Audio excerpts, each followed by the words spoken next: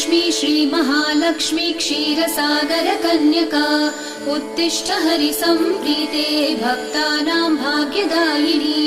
श्रीलक्ष्मी श्रीमहालक्ष्मी क्षीरसागरकन्यका उत्तिष्ठ हरिसम्प्रीते भक्तानां भाग्यदायिनी।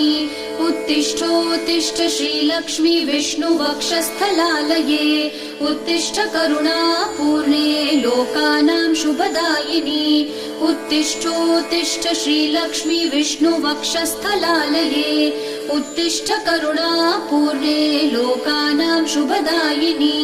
श्रीपद्ममध्यवसिते वरपद्मनेत्रे श्रीपद्महस्तचिरपूजितपद्मपादे श्रीपद्मजातजननी शुभपद्मवक्त्रे श्रीलक्ष्मी भक्तवरदे तव सुप्रभातम्।